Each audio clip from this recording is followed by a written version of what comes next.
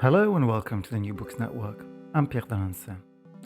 Surrealism is one of the art movements that have become recognizable even to those who have no training in arts history. Surrealism, according to the definition offered by Tate's website, aims to revolutionize human experience.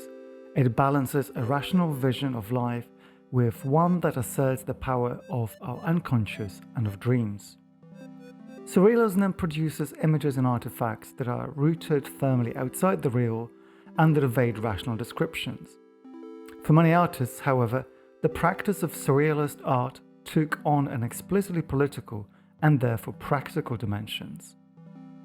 In Surrealist Sabotage and the War on Work, art historian Abigail Susik argues that surrealist artists try to transform the work of art into a form of unmanageable anti-work.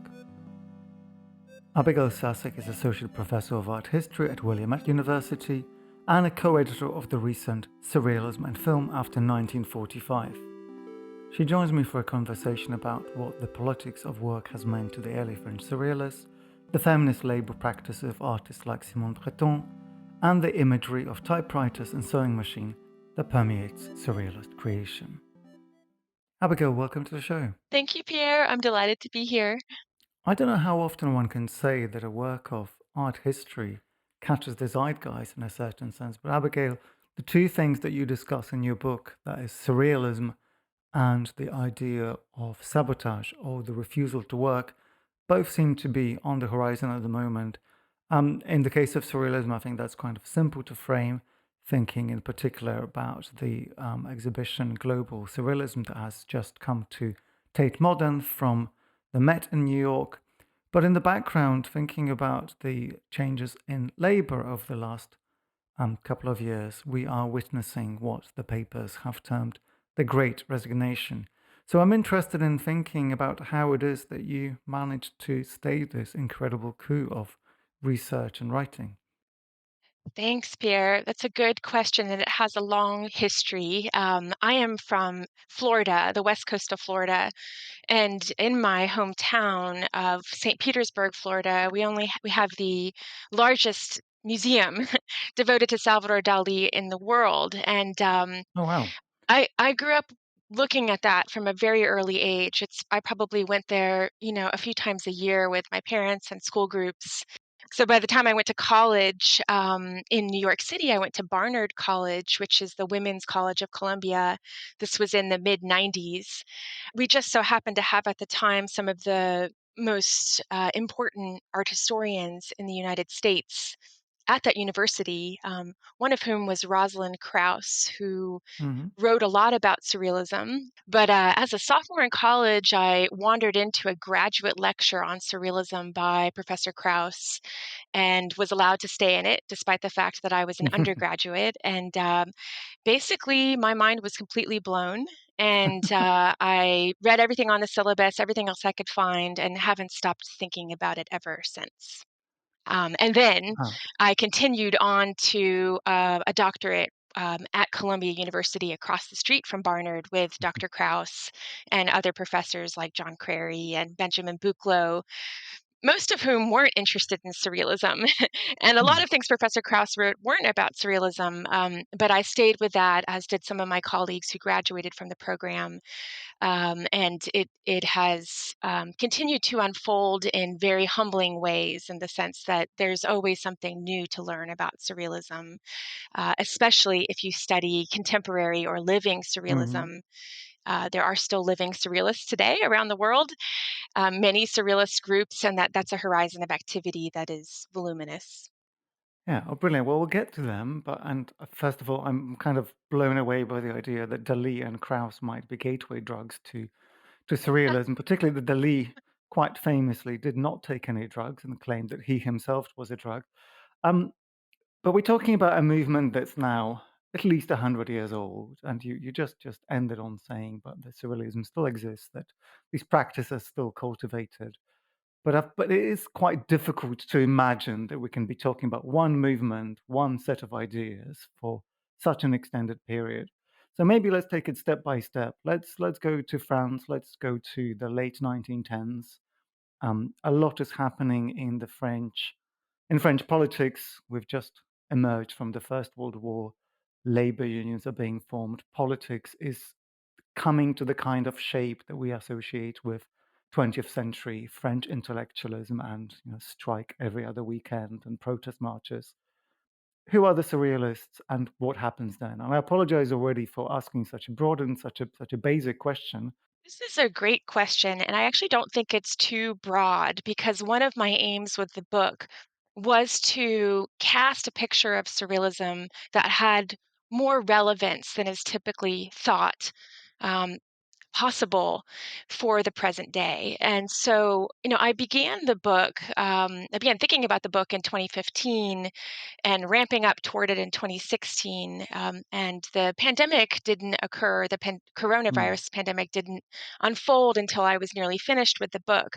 But increasingly, as I was writing it, I thought that these conditions were remarkably parallel in certain mm, regards. There's obviously huge differences between now and the early 1920s. But to answer your question directly, the Surrealists were primarily in France, initially a group of young men. There were some young women who were from bourgeois middle class mhm, backgrounds. Mostly from around Paris, but some of them from the provinces, who had good, educations and were interested in professional careers. World War I commences in 1914, and being French, they're expected to sign up. And so most of the initial participants of what came to be called Surrealism were veterans. They fought in the war or they had different positions, some of them medical positions. Some of them weren't able to actually go to the front, but most of them were. And that was, of course, a transformative experience that's absolutely fundamental to our understanding of what Surrealism is. By the time that the war is concluding in 1918, you have so many pressures happening in various European countries, and France in particular has a massive loss of life. They're struggling terribly with their economy. They actually have an economic situation that, in some ways, reflects on a maybe a microscopic level what we're mhm, seeing now. They had horrible inflation, low wages. And so a huge strike movement uh, really got going. I mean, of course, there were strikes all through the war, but between 1917 and 1920, as you said, there was just this intensity of strike action. It was relentless, and it did result in some very important transformative mm, changes for labor, the most important of which was the legalization of the 8-hour workday yeah. in 1919. But then, of course, the pandemic is breaking out at this time as well, just over 100 years ago, with a loss of life that exceeded the death toll in the war, Mhm, in particular in France. And so this was just a very fraught time. The first experiments in automatic writing, which is the form of surrealist writing, yeah. which requires that the writer actually loses contact with their conscious mind. This is all going on during the Spanish influenza pandemic, during the third wave of it. So it's a lot of different factors that, what were impacting a group of young people in their early 20s. And there were, of course, female participants, which I talk about and maybe we'll discuss Mhm. in a portion of my book. But by and large, these were, white French middle class veterans. Well, a lot of art history is driven by by white French middle class, not necessarily veterans, but 2 out of 3 ain't bad, really, for a start.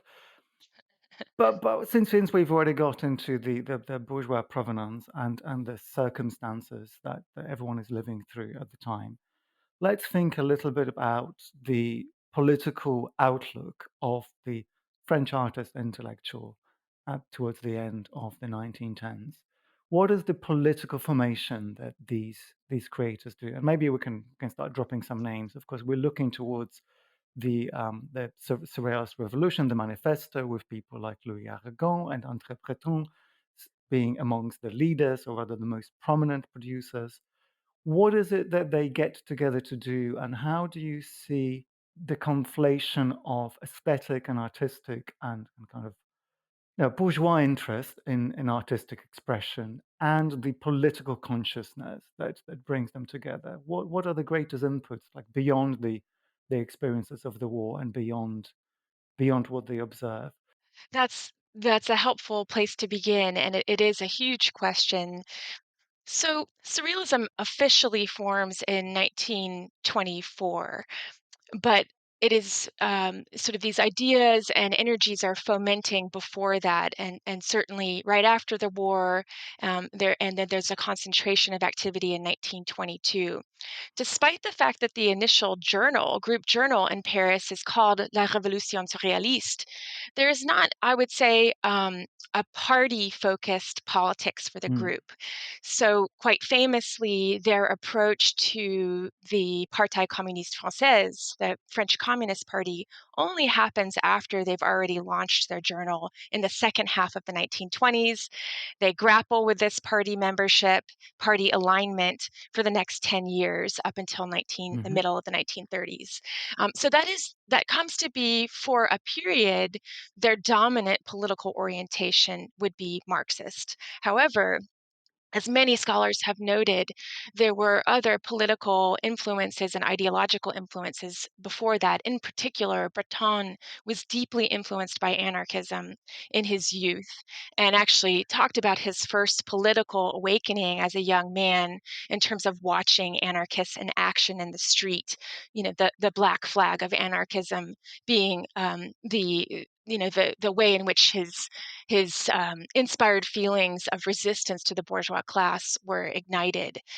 And his interest in anarchism as a form of resistant criminality as well. He Hmm. was fascinated by some gangs, anarchist gangs.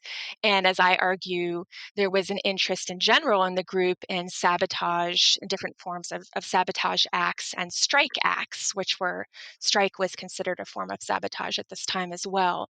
So those were the two sort of dominant political ideas. But as surrealism develops later, and I think it's already there in the beginning, they always were interested in and drawn to outliers, Hmm. theoretically, idealistically, who were what we might call today utopian socialists. And a lot of that doesn't develop until later on in the 30s and 40s for the French group. However, I would say that there is, early on a desire to think about radical political thought beyond party lines or beyond just practical avenues for revolution or for political resistance. And so that is maybe nodding toward the second part of your question, which mentions Mm. Paul Lafargue, the right to be lazy. Lafargue is the son-in-law of Karl Marx, and is very active in the formation of communism as a party structure in the late 19th century, but writes a text in the late 1880s that is part satirical, part serious about the reduction of the working day to 4 hours a day, 3 days a week. And of course, it's a notion of this vindication of the human right to resist labor. Hmm. They don't get interested in this. The surrealists don't get interested in that until a little bit later on. We don't know for sure, but arguably it's only around 1930 that they get a hold of Lafargue. But, to speak more broadly to this idea of class treason, bourgeois class treason, which is at the heart of the surrealist identity that is Hmm. there from the very beginning. And I think, it's always easy to be skeptical of class or gender or race traitorship, right? I mean, how deep can this go? And so that skepticism is really important. And it's actually important to the formation of my project. Hmm. I'm interested in the impossibility of their aims, right? Almost I wouldn't call it futility, but the impossibility of it. And so they are inspired by Baudelaire. They are inspired by that whole, lineage of the French avant-garde coming up in the middle of the 19th century in particular. Of course, someone like Courbet is interesting to them.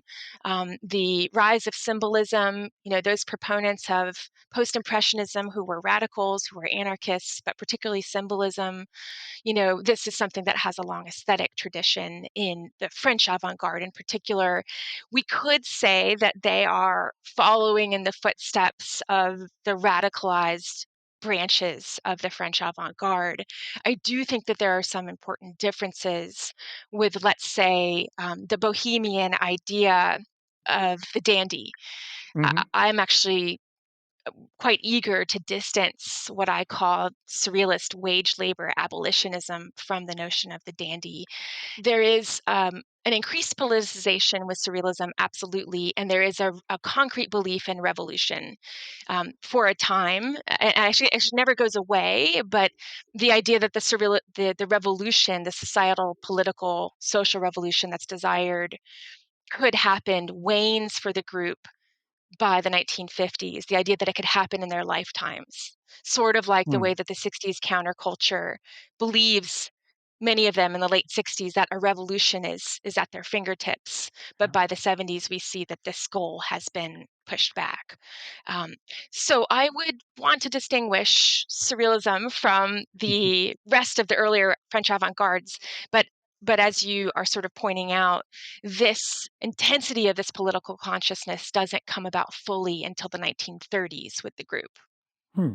So that's fascinating. I have been troubled recently by developments in artistic practices and in what we refer to globally as the art world, which is, at one stage, at one way globalized, and another completely subject to the kind of divisions that all forms of labor are. But given that we've seen really concerted efforts over the last 20 years to rehabilitate artistic practices as forms of labor, is to think of them quite often in Marxist terms, I think we're in a very strange position where, again, the lack of understanding of where class plays itself in those conversation is now kind of coming to bite us. And I was very, very interested to find out that this question remains unresolved for over 100 years, given that it's already floated in, clearly not for the first time. Even it's already happening in 1920s France. But I want us to now finally get into the crux of your book, which is the demand against work, the work of sabotage. You have this nice vignette from the poet Saint-Roux, who displays a sign above his bedroom which reads, "The poet was working." And that, I think, points to this kind of impossibility of the demand. If work is to be abolished, presumably artistic labor should also be abolished. But I don't want to maybe read too much into that particular example, but I'm interested in your reading of where it is that you think the surrealists are interested in labor in particular, and of course they do that formally, but also where we might be seeing their interest in labor as something that they observe in society and interact with in the practices themselves.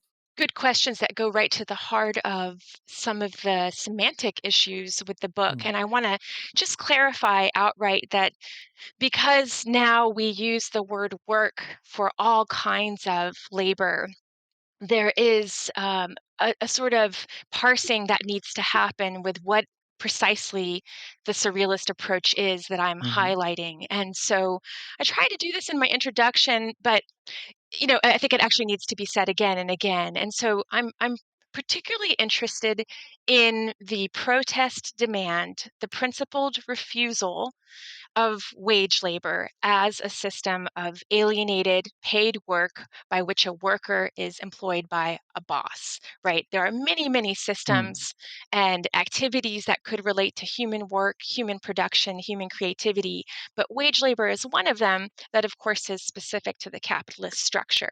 This is particularly what the surrealists opposed as an affront to human dignity. And so they are anti-capitalist. They want to envision a post-wage labor world or a post-capitalist world with all of the difficulty that still offers us. That's still a mhm, problem we don't really know how to solve. And so I do believe that the surrealists aren't opposed to work or labor in general. So, for instance, later on in the middle of the 20th century, you have someone like Hannah Arendt trying to make mm, the distinction between work, labor, and action. that argument doesn't so much apply to what I'm talking about, because I'm not arguing that the surrealists want to refuse all kinds of productive action or um, basically agency-based production. Actually, I'm very interested in the idea that they were drawn to attractive labor, which is something that Yeah. the 19th century utopian socialist, fascinating person Charles Fourier talks Mm. about. And he aligns work with eroticism. He aligns the feeling of eros with the drive to produce, the human need to produce. And so there's a funny, specificity to this protest demand that I'm analyzing, because of course the Surrealists were incredibly engaged. They were highly active. They were constantly publishing, constantly making artworks. And so there are kind of levels of this question.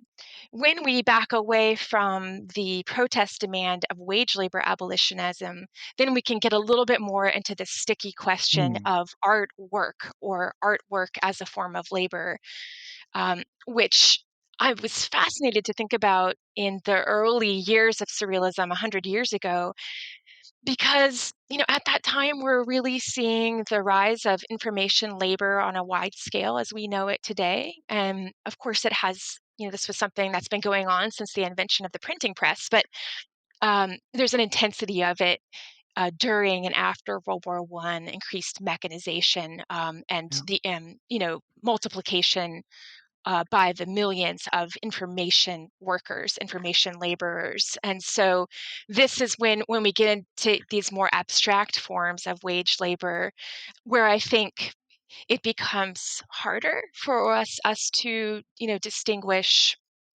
the ways in which work should be a form of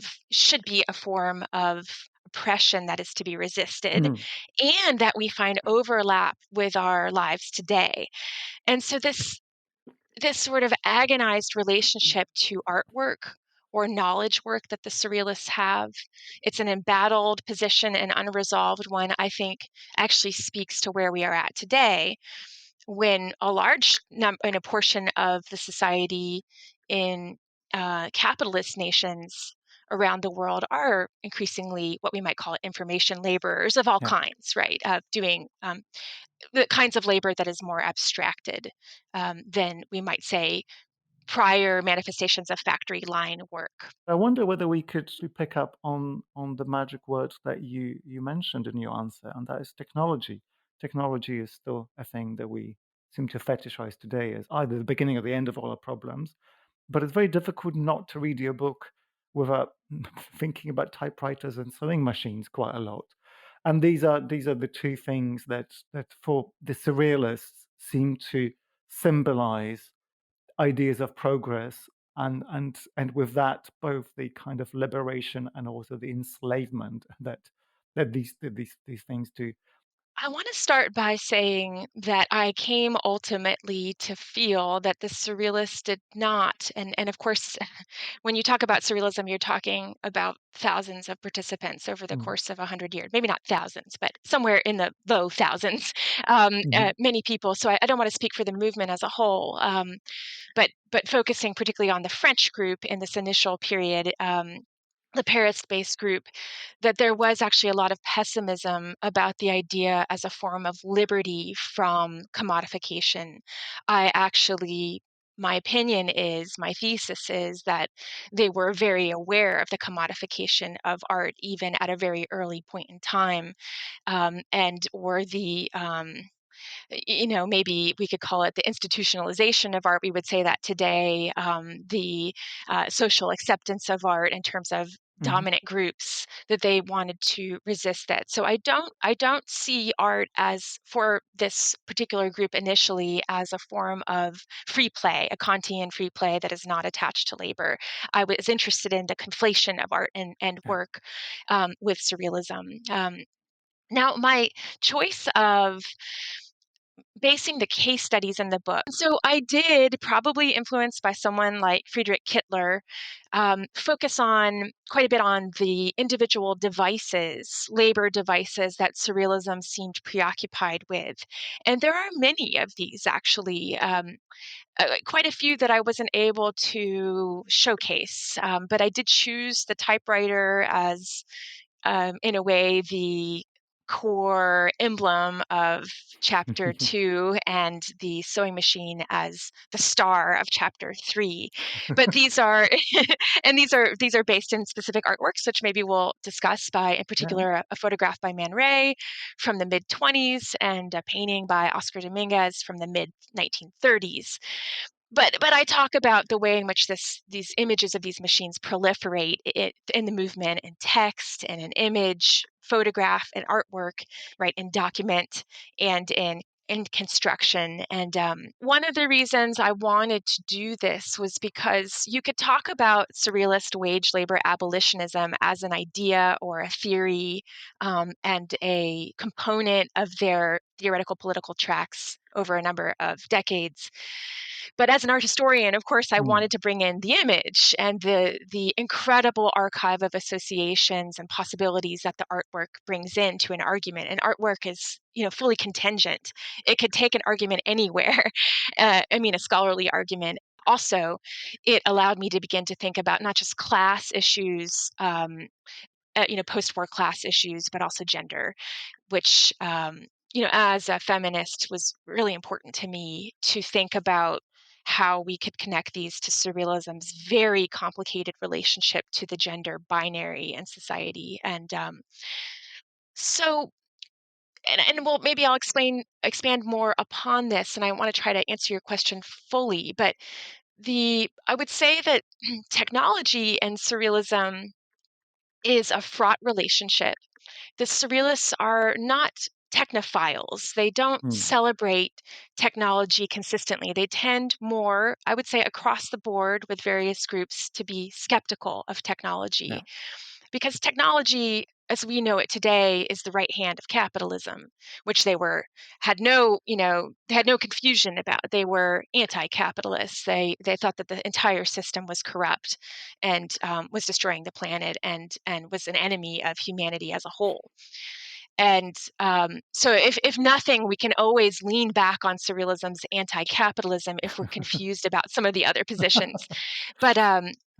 but at the same time, Pierre, technology for the surrealists was interesting in the sense that it could be rerouted or Yeah. thwarted in order to, let's say, in order to take on a different speculative relationship to humans. And this is where someone like Charles Yeah.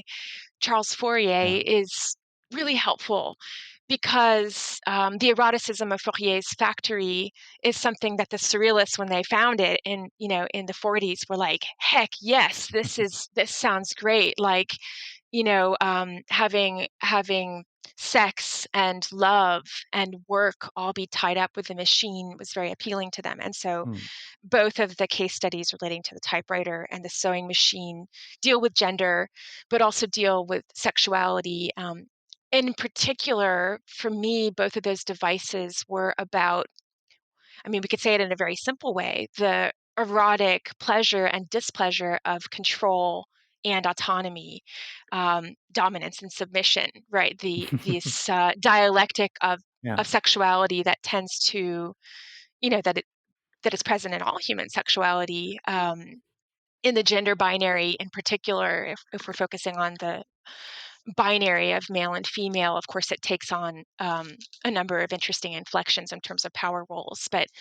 And I could expand more on how the typewriter and the sewing machine figure in surrealism as tools of dominance or submission or resistance. Well, let's do it definitely. The typewriter seems like a natural place to start. I guess automatic writing and André Breton and the typewriter are one of the first things that come to mind when I think about the beginnings of surrealism. But in the book, you actually look at Breton's wife, Simone, as the exponent of this. And I'm looking at a photograph by Man Ray that you reproduce in the book, That seems to be like a perfect poster for one of these dream seances that the Surrealists became famous for. So this is dated 1924. We have a whole bunch of men, André Breton, Paul Eluard, Pierre Neuville, Giorgio de Chirico, Jacques Baron, and all of them are hunched over the only woman in the photograph, that is Simone Breton, and we're immediately left with the question of what her role in this whole enterprise was, whether she is one of the artists that just happens to be at the center of attention, or whether she's a secretary and a transcriber of someone else's dictation. And where you take this in the book is I think, a very interesting question of the nature of labor, particularly in the wake of the recent war effort, in which female labor was perfectly acceptable in this kind of rising secretarial classes. It was perfectly acceptable within the realm of the factory line, but not necessarily still in many other aspects of public life and productivity.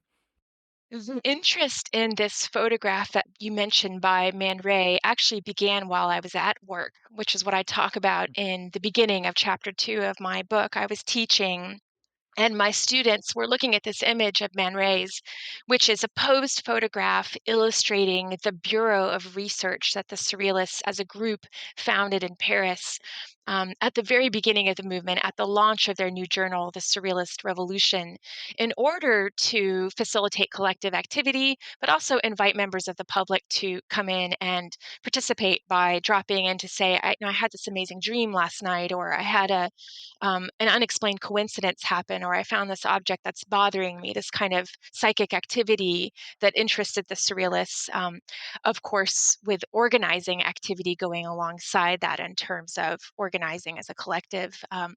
But the photograph is one of a series, and I have many of those other photographs in the book. And three of them were chosen to grace the cover of the initial issue of their new journal, The Surrealist Revolution. And many, many scholars have talked about the essay in particular, or rather the image in particular that I focus on. Um, and this iconic image of Simone at the typewriter with the surrealist poet Robert Desnos kneeling at her feet, presumably reciting, well, actually, that's not really a great word, but speaking live surrealist automatism. And my students were confused. Is Simone Mhm. also writing automatism? Is she copying what Desnos is saying? And so I tried to parse that out in the chapter, but the act of doing that, of thinking about the politics of the image or the construction of the image, was just a way of kind of getting to the heart of what automatism was in general. And automatism had a bad name even within the surrealist group. Many participants were critical of it during and after its development. Certainly over the course of the 20th century, secondary and tertiary responses to automatism have been skeptical. This sort of idea that surrealist automatism, as developed from ideas in parapsychology, spiritualism, and early psychotherapy, the idea that you could actually, if you let your consciousness become dormant or passive, that you could have contact with the dream world, or what they called the unconscious. This is, of course, it's natural to be skeptical of this, Mhm.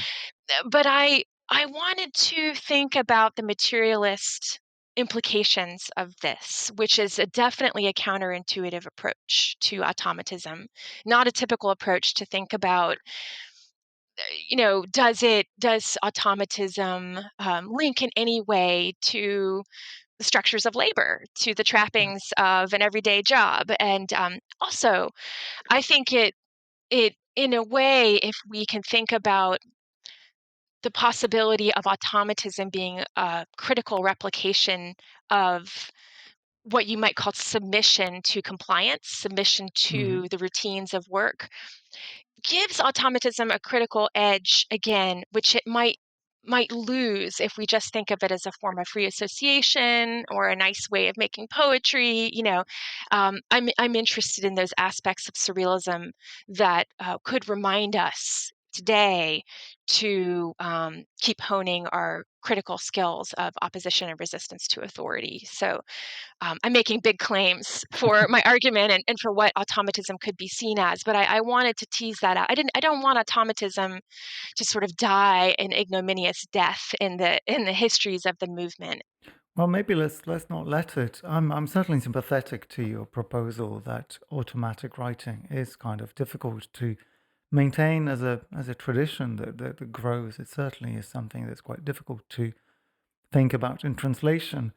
But with that said, I wonder I could ask you to do a reading from any of your favorite surrealists whenever Yes, you're Pierre, ready. thank you. This is a text by Simone Kahn, who married Andre Breton in the early 1920s, and she is the focus of my chapter 2. Simone Kahn Breton has always been an important part of surrealism. Certainly, she's at the center of this image we were discussing by Man Ray, and yet scholarship hasn't often accorded her a place as one of the surrealists. This is all changing in France right now in Mm. particular. There's a wonderful wave of scholarship that is showing us that Simone Kahn Breton wasn't merely the wife of Breton, but was an absolutely central member, contributor of the group, and also producing automatist herself, who was very active. And so I'll read from a book that's very important for the field of surrealism studies.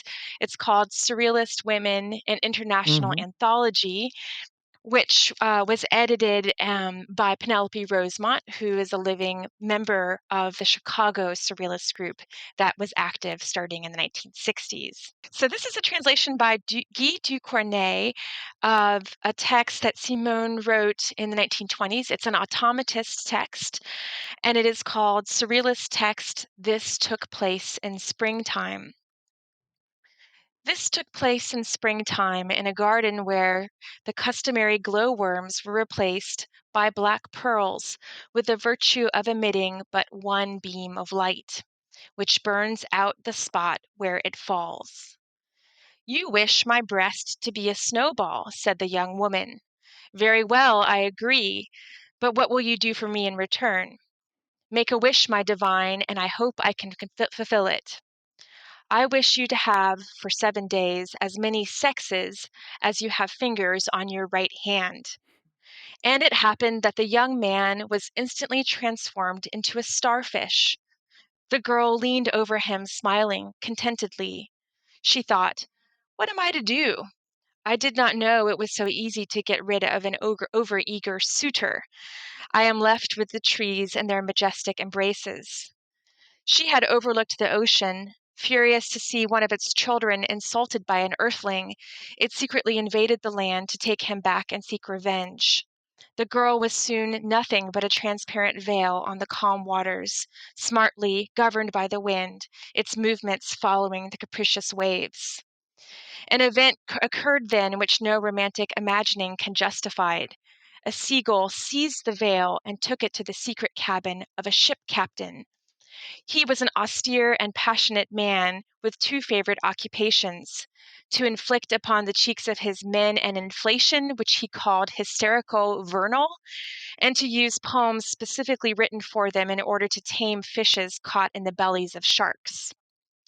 And so he was quite taken aback when, coming into the cabin where he kept the materials he needed for his experiments, he suddenly felt himself choking on a perfume similar to the sound of a violin dipped in holy oil, which, due to a characteristic not found in other scents, imprinted on his eyes a slight weight.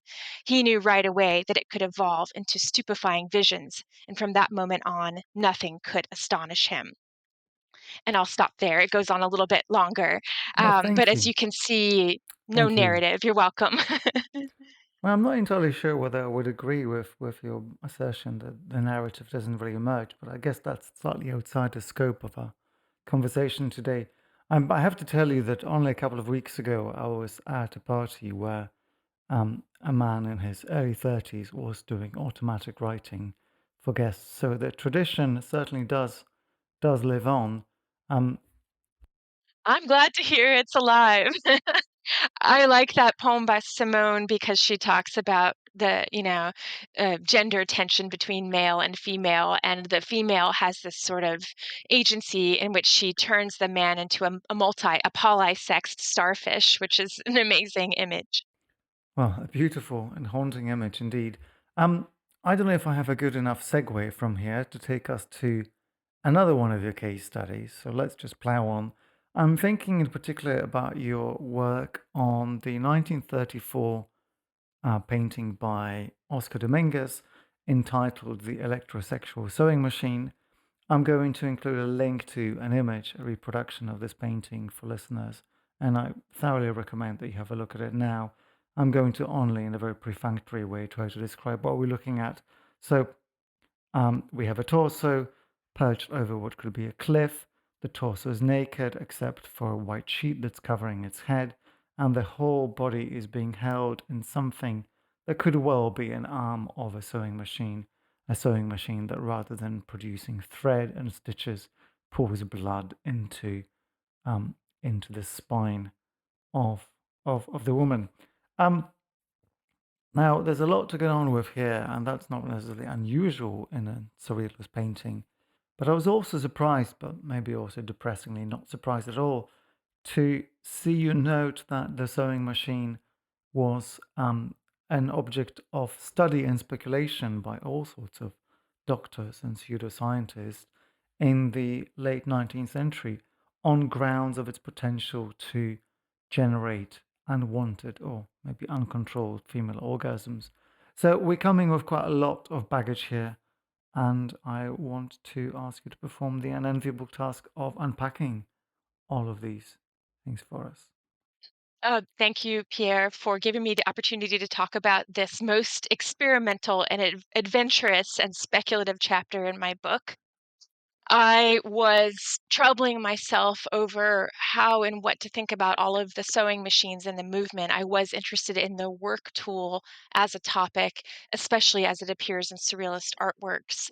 And when I began to examine the concentration of the depiction of sewing machines in the work of the Spanish Canarian artist Oscar Domínguez, he's from the Canary Islands.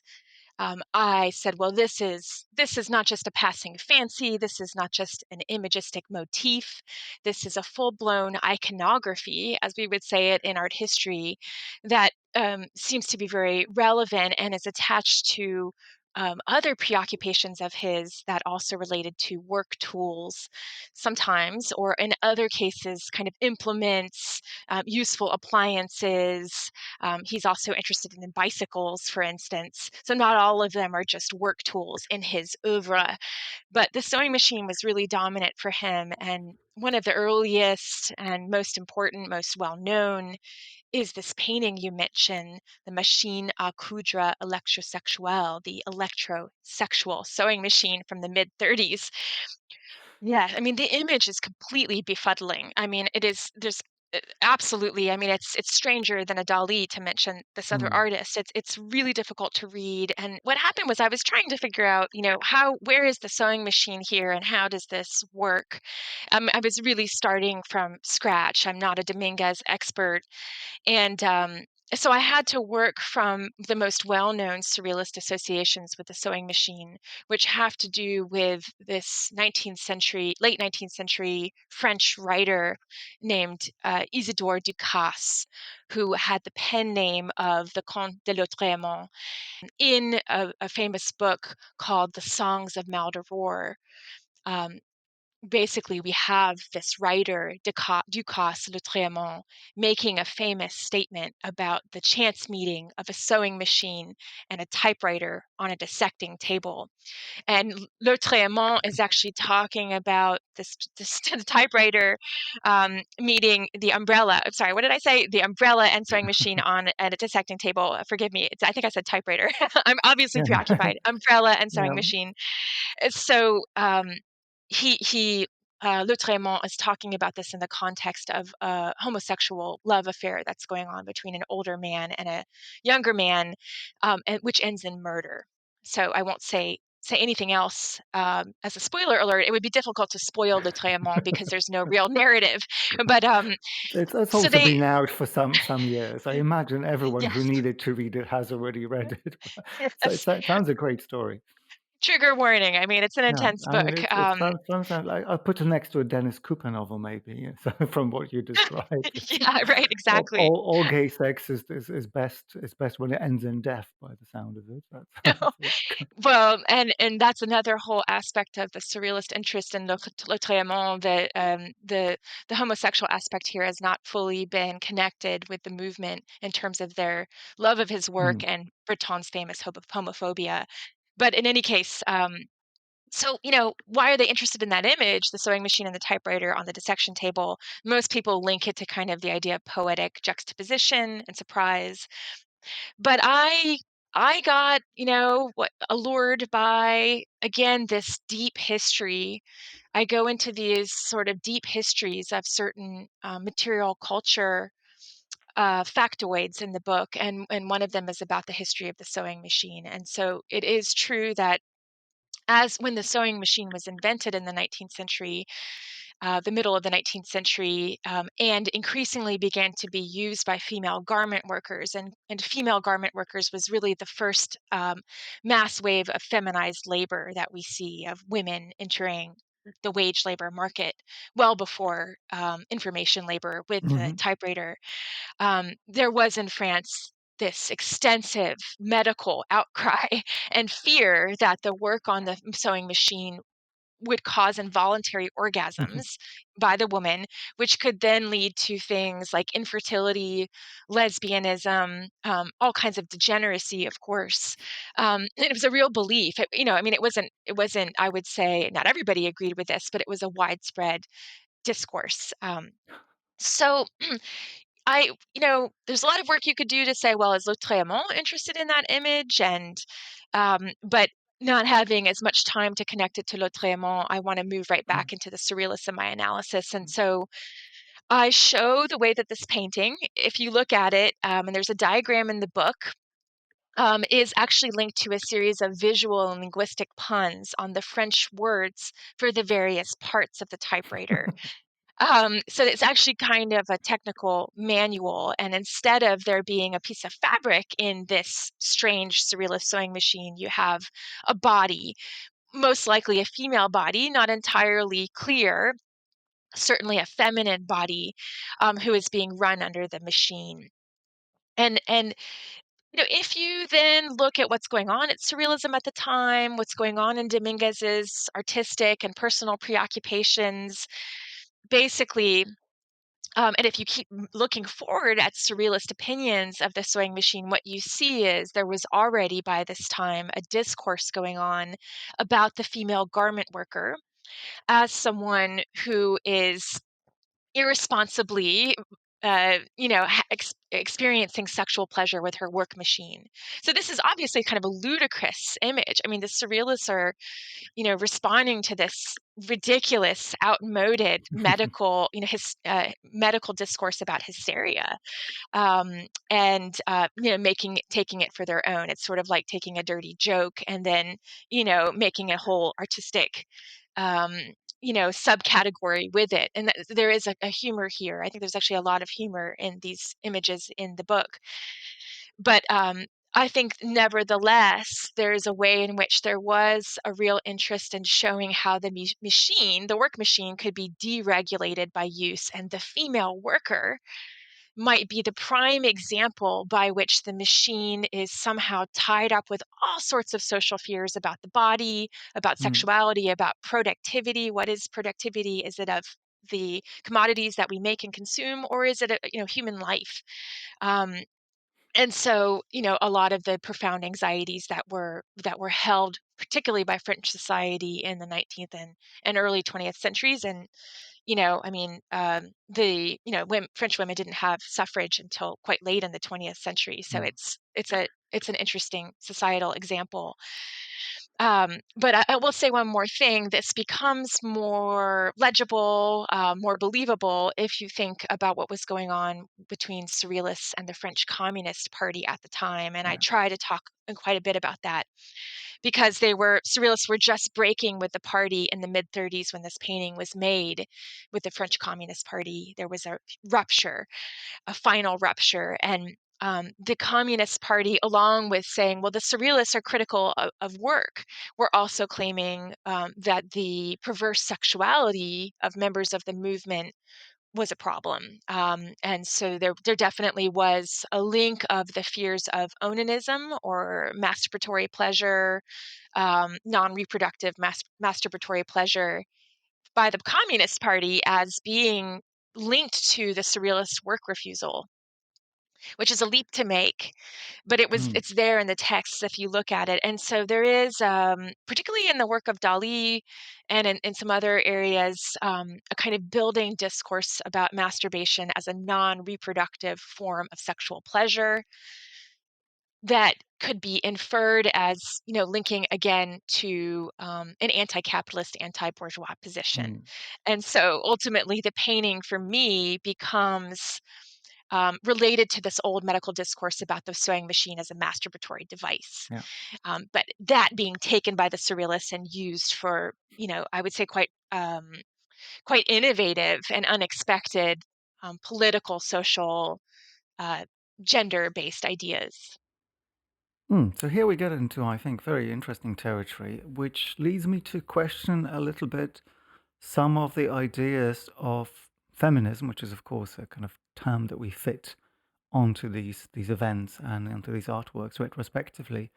So you perform a slightly gendered reading of the work of someone like Dominguez, but you also note that his oeuvre includes interrogation of all sorts of modes of production and all sorts of tools. And we might maybe think about Dali's famous telephone lobster as one of those artwork archetypes that disables a tool of production and renders it useless from its intended application in productive life. So, as much as I was asking earlier whether you believe that the bourgeois men were actually on the side of the factory worker, so to speak, I also want to probe your thoughts a little bit about the potential of all these men now suddenly becoming feminists. It's a great question, and I'm very glad you asked it. I do not see the surrealists as feminists, and certainly not Dominguez. I don't see this artwork as feminist. Mm. I do come at the material with a feminist approach, which I think is a very distinct thing for me, in this sense that I'm interested in ferreting out threads that I think, again, I'm kind of interested in rerouting some of the material that could be useful today, and for us today, for me, very selfishly, and I think that this thread of female sexual agency or autonomy that I'm interested in surrealism is quite subtle and in some cases latent. I mean, I think about the idea of latency in this Dominguez chapter, and the kind of degrees of repression that or patriarchal sexism that might remove various surrealists at different levels from what we might call a feminist approach to the female body, female sexuality, etc. So absolutely, I want to clarify that I do not see this Dominguez painting or any of the images as feminist. That's not really the argument I'm trying to make. But it's interesting to think that I'm generous in that regard. And again, I would say that the generosity probably that it looks like is again a form of selfishness on my part to try to one of I'm interested in the idea of the historian as someone who's kind of a bricoleur, finding treasures that could be rehabilitated. I guess it's sort of a Benjaminian idea a little Yeah. bit, or things certainly unexpected avenues of thought. So I'm interested in thinking about things that are unexpected or maybe that I haven't encountered so much before in the literature. And there's a lot of counterintuitive aspects to the analysis as a whole. Um, so the and I don't think that the surrealist interest in what was called at the time perverse sexuality could also be called truly liberatory. It's fraught with problems. And so I talk Mm. a little bit in the chapter about the surrealist researches into sexuality, which were a series of collective discussions by various members of the group or adjacent um, associates of the group about the state of modern sexuality, and it's fascinating to read. It's all translated if you want to read the discussions on sexuality, and talk a little bit about some of the views or ideas that come up for the different members as they discuss specifically female sexuality. And there is, I mean, absolutely kind of like this question of how is surrealist art related to its radical politics? How is surrealist ideas about sexuality related to both of those things? And they're all kind of tied up in this, confusing bag because surrealism doesn't want to, it's not interested in logic. It's not interested in rationalism. There's this kind of snowball effect of its aims for the human because what they're hoping is a kind of they're hoping for a kind of reconstitution of the whole human, including the desires that are typically repressed in a societal sphere. So those kinds of things that someone like Freud would say cannot be a part of civilization, the drives of the id, etc. And so I think that in itself is hard to understand why sexuality would ever link to politics. It's not something that one is familiar, thinking about. But just in the way that I'm interested in the surrealist preoccupation with the sewing machine as a device that could be seized or involuntarily experienced by its operators as a masturbatory device, I'm also interested in seizing their artworks for an analysis Mm. um, that could be pushed into a speculative direction or a direction that would in itself be appropriative of the some of the ideas that they had. And so I think I move into a realm of interpretation that takes quite a bit of license with the historical factors, because the story I want to tell is one that is not easily pieced together. And so this is where I would say this is a highly theoretical approach or a Mm. highly hypothesis driven reading of this work. The I mean, it's very hard to accurately or fairly summarize the male surrealist view of the woman, of the female body. By and large, again, I would deny that we could ever call it feminist. I would also deny that there was misogyny across the board. There certainly was misogyny. There were some progressive views by by the male surrealists, and then, of course, the female surrealists themselves. The legacy of female surrealists is absolutely the way in which we could find a reservoir of information, ideas, histories that would allow us to counter the dominance of straight white masculinity in surrealism. So one of the things that becomes quite interesting, as you mentioned, the dominance of certain ideas, but also leave space for variations in attitudes, is that surrealism as we think of it now, particularly in the light of exhibitions like the traveling exhibition Surrealism Without Borders that try to turn surrealism into this global movement, is that surrealism refuses to go away, it refuses to die. So one of the things that you do in the book that was for me incredibly interesting because it took me by some surprise. Again, I'm no art historian, so maybe that's on me. But you take us in your final case study into the US, into the 1970s, and you look in particular at the Chicago movement, surrealist movement. So we're 50 years apart, we're on a different continent, but we're still somehow thinking about surrealism as having some kind of roots in the very early 1920s manifestations. Yes, thank you for that. I do hope that the book in some ways moves toward connecting us to things that we could actually relate to in surrealism, which is part of why I worked to publish that recent New York Times op-ed on the Great Resignation as related to the Hmm. coronavirus pandemic, and then a follow-up in the Washington Post talking specifically about surrealist wage labor abolitionism as connected to the big quit, as they're calling it in the United States. I'll include links to both these articles in the show notes again, and they might well inspire some of our listeners to quit their jobs. Yes.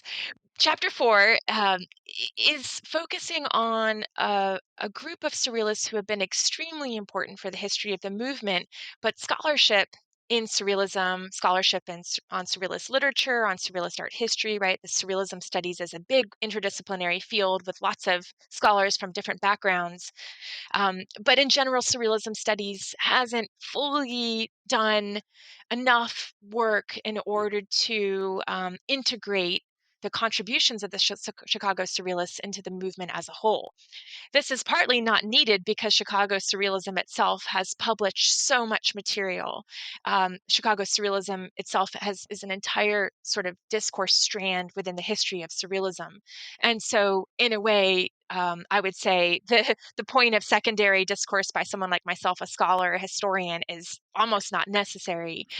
But I wanted to turn to that period of the 1960s when these are a group of young Americans at the beginning of the student movement, very interested in the civil rights movement and eventually the Vietnam War protests, in order to speak to a journal that they had, which was called The Rebel Worker, that actually predated their self-identification as actual surrealists, which was all about the agency of the worker autonomism, worker resistance, worker collectivism, and as related to the historical formation of the industrial workers of the world, which was a fascinating union, kind of cross-trade union, international, and ideally inclusive and general union that was formed in the early 20th century in the United States, but was meant to be for workers around the world, as its Hmm. moniker says, the IWW. I was interested in thinking about the role of that journal in relationship to their growing surrealism. This group of young students become surrealists by 1966, some of them. And then secondly, there is a fascinating exchange between the Chicago Surrealists and Herbert Marcuse, the Frankfurt School philosopher who made obviously renowned contributions to the development of the student movement, or forms of what you might call countercultural resistance, although the word counterculture is problematic in many regards. But the exchange of the Chicago Surrealists, the epistolary exchange, over the course of the 1970s is fascinating, and it's a larger discussion than just the question of what is the role of work in our society, what does wage labor mean, and how do we get out of this system that we're in, this system of 9 to 5, and it's bigger than that. But it speaks to the continued interest in this particular protest demand in surrealism. The Marcuse discussion kind of ultimately leads up to the kind of lingering question, which is, what do we do to make change, or how do we make Yeah. change? And Marcuse and the Chicago Surrealists actually agree that surrealism could be that all of the surrealist ideas, the surrealist approach, surrealist collectivism could be a concrete contribution to meaningful social change, which is a fascinating point of concurrence. Of course, if you look at surrealism over the course of the 20th century, you think about, the big moments where surrealism, conflagrations of where surrealism meets with Marxist theory, such as, Benjamin or Adorno. But this late moment with Marcuse had not received enough attention. And as someone who wrote a dissertation on Benjamin and Hmm. surrealism, I could not resist doing the archival and field work and oral research work, a very different kind of work, in order to get closer to understanding what Marcuse thought about this group in particular and surrealism as a whole. So we get into very interesting territory, and I think one of the things that this continuity that you refer to throws up is the usefulness of the term surrealism. And I don't necessarily want to get into this completely meta situation that checks whether art history is a good thing or not, and whether we have a tendency to create myths where they don't exist.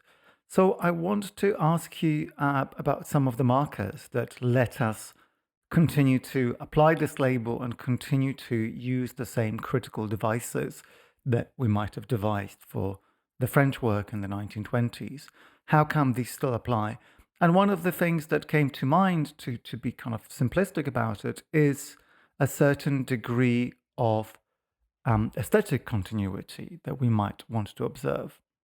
So one of the artists you look at in the Chicago group is an artist called Robert Greene. And just to be a little bit facile, I want to ask whether his work looks anything like the work of the French Surrealists. So if you get a chance to visit the Surrealism Beyond Borders exhibition, if you can get to the Tate, I highly recommend it. And it's interesting I'm not sure how it will be hang in the Tate, but in the New York iteration of the exhibition, there aren't any. There are very few Chicago Surrealist artworks. What we have actually is a wall of text, and um, it's interesting. And even in my own catalog essay for that exhibition, where I talk about Chicago Surrealism, I'm focusing on the political tracks, the essentially the publications of the movement. Um, and so I think that there is, in general for people, a kind of, if you know about Chicago Surrealism, and of course there were many other American Surrealist groups, there Mm-hmm. have been and are. It's not just the Chicago group, but the Chicago group for a time really did bring together Americans from disparate cities, and then also helped, I would say, launch the dispersal of Surrealism into new groups later on. But that there is not so much a cohesive visual style or aesthetic vibe, or an aesthetic kind of undercurrent, as you were asking. I chose to write about Robert Greene because Robert was an activist and an actual saboteur, a labor activist, Mm-hmm. and a worker, a blue collar worker who was interested in linking the found object aesthetic of surrealism with the advances in assemblage aesthetics from the mid 20th century in the United States. Now I'm thinking of something like Fluxus, or of the happenings movements, linking this kind of found object aesthetic of American junk, industrial detritus, to a surrealist tradition. And Robert Greene is not well known at all. I think I'm not totally sure, but that my book may be one of the first secondary or art historical publications to discuss his work in a focused manner. And I have another book coming out.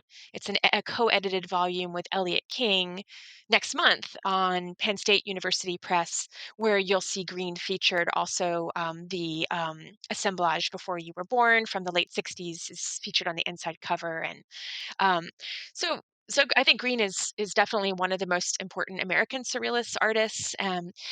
But yeah, there's the found object aesthetic for sure, and there's absolutely the continued interest on automatism. Greene, in particular, does an experiment with a 1970s computer program where he works with programming the computer with a friend and experiments with automatism, basically computational automatism, which is now a daily part of our lives. I don't know about you, but my smartphone is constantly saying whatever it wants to my friends. But we have to remember, I mean, the diversity of international surrealism over the last 100 years is so vast. Even the Met Tate show cannot fully represent global surrealism, and which does a very good job of saying these are just glimpses of things. But even for scholars going to this current exhibition, there are things that people have never seen, that were not really understood. Surrealism in China, surrealism in Southeast Asia, a lot of groundbreaking work was done. And so, I tend to be an art historian who's more invested in ideas actually than in the history of the artwork as a commodity per se. And maybe that's why I like surrealism. But I would always place surrealism's ideas and social goals above its aesthetic. Its aesthetic is part of that Hmm. for me, but I would not say that there's a consistency of the aesthetic. Okay, okay. Well, as we wrap up, Abigail, I want to circle back to the question of technology. And as I was reading the book, I kept on thinking about the prognosis from the last 100 years that have promised us, on one occasion, total liberation from the drudgery of labor, and on another, the enslavement and the complete redundancy of the human by exactly the same means. So, given that the surrealists have engaged with these questions to a certain extent, and given that, to come back to the title of your book, you are interested in something that could be described as a technical sabotage, this kind of labor warfare, I'm going to ask you a slightly unfair question. What is it, in a nutshell, that the surrealists have taught us about labor and technology and attitudes to it that we can use today? Thank you for this wonderful question. I think the bottom line is that they teach us, the surrealists, as I've come to understand their wage labor abolitionism, is that we should never stop questioning what we want for the quality of our lives, that there's an endless horizon of desire and possibility for the fulfillment of human life, and that we shouldn't rest on our laurels or merely kind of stand on the shoulders of those who came before us in terms of the labor gains that were fought for. Because as you can see, they easily slip away. I mean, the 8-hour day, it's what is the 8-hour day now, right? The gig economy, of course, there will be endless ways in which capitalism or the market or our social structure will attempt to get more out of us. And so the bottom line is to not stop questioning, to not stop desiring, and also to never give up forms of resistance, whether or not you're a labor activist, or you're someone who is merely saying, I wish I could quit my job. How do I get out of here? I want higher wages. The demand is more obvious in surrealism, the demand for Hmm. what life could be for humans. The responsibility question is there too, and I think it's a little bit more in the background. And my colleagues who are working on the question of surrealism and ecology are doing a great job with thinking about, surrealism grappling with the effects of capitalism on, beyond the human world. um the practical way that the surrealists dealt with their wage labor abolitionism is not a great model. I mean, I talk about the notion of permanent strike in my book, which is the idea of a lifelong resistance to a career or to um, wage labor, as you would call it, in terms of having a job, right? Of salaried labor.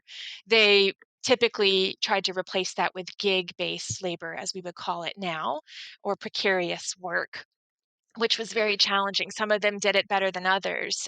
Some of them really struggled financially. Some of them made quite a bit of money. Of course, some of them had jobs, here and there, usually white collar jobs. um, and that this was not a great solution. And so I think we're left wondering, well, what can we actually do? And so when we turn to, people like Kathy Weeks, who's a current scholar of the problem of work, her book was really important for me.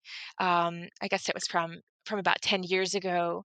And we could actually try to think about what would a UBI, a universal basic income, how could that help us? I think I agree with the surrealists. The technology is like a weapon. I mean, it's sort of like, how do you use it? Like it is there to, techne is there for us to use. It's part of the human destiny on this planet. I don't think we can ever get away from our relationship with techne. But the question is, how are we going to use it? The surrealists mostly show us the possible dangers and pleasures of technology. I don't think they have a concrete solution for it. Some of them were more pro technology than others. Paul Lafargue, who they really liked, was interested in technology, and so was Charles Fourier, who had a very scientific approach to labor and the organization of society. So I would not call them fully anti-technology, but skeptics in that regard. And so I would say, if anything, that the final part of my book, the epilogue, talks about the surrealist desire for the humanization of the machine and the mechanization of the human. So what I would call kind of symbiosis between human and machine. That's almost a post-human perspective. What exactly does that mean? That raises a lot of questions. But if we can continue to, kind of question what we're doing it with our devices, right, that are nearly prosthetic at this point, the phone that is like part of our hand now, and this will only continue to increase as time goes by in the future. But the question of the symbiosis of human and machines I believe, will continue to be crucial for that horizon. And that also, of course, relates to work, because work and technology are very closely bound up today for most workers. Well, Abigail, thank you. Thank you so much for not denying us the pleasure of technology and not refusing to work for this hour and a bit. Thanks, Pierre. It was wonderful. Surrealist Sabotage and the War on Work by Abigail Susik is published by Manchester University Press. I'm Pierre Delancey, and the editor is Marshall Poe. Thank you for listening, and join us next time.